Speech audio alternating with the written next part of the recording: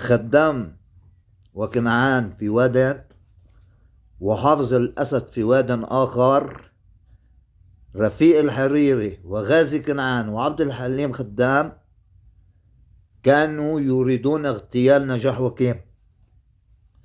رحت أتساءل في نفسي كما يقول الأستاذ نجاح وكيم ويروي: لماذا يهتم غازي كنعان بأمري ولماذا يريد أن يدعمني؟ لم أتوصل إلى جواب، إلى أن عرفت الحقيقة بعد 5 سنوات.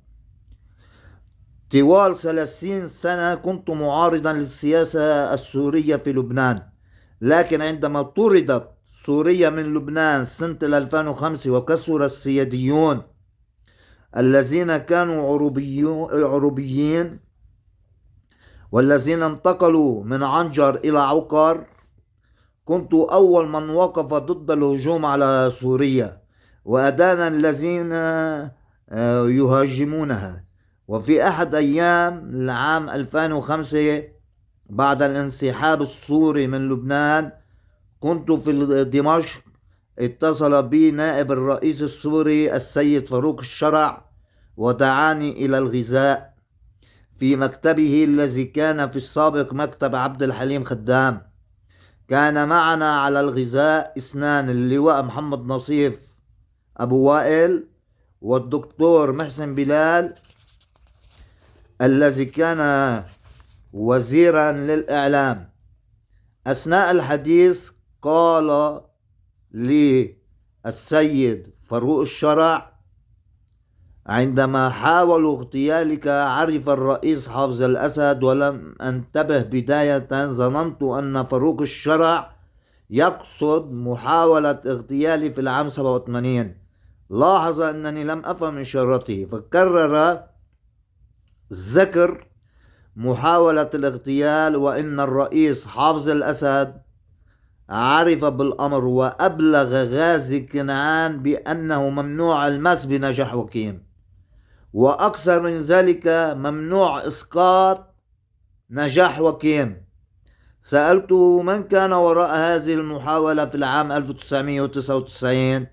قال لي رفيق الحريري وعبد الحليم خدام.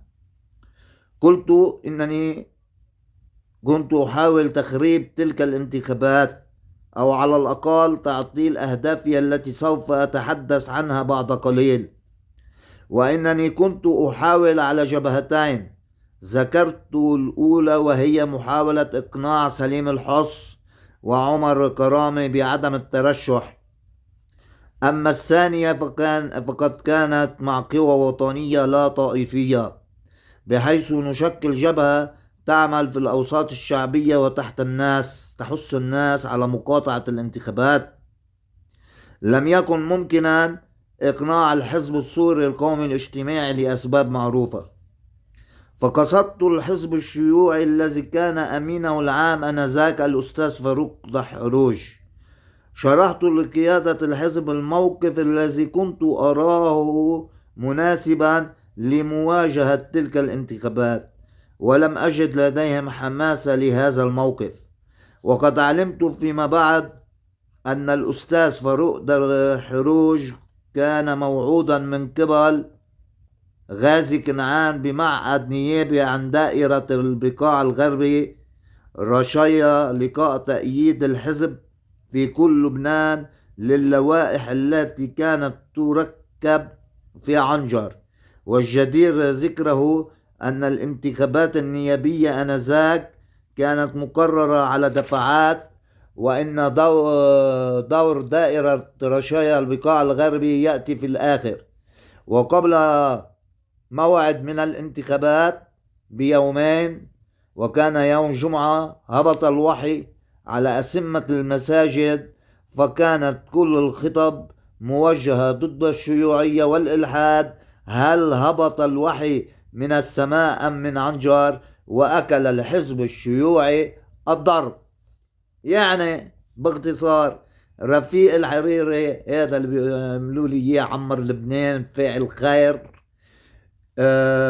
إنسان يعلم الناس إلى آخره إلى آخره. هذه صورة وهمية عن رفيق الحريري.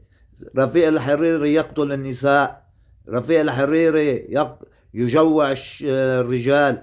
رفيق الحريري يهين الشيوخ. رفيق الحريري يضرب مستقبل الأولاد. يضرب مستقبل الأولاد، وهو لديه خطط لاغتيال أخصامه مع معلميه مثل عبد الحليم خدام وغازي كنعان وآل سعود وجاك شيراك.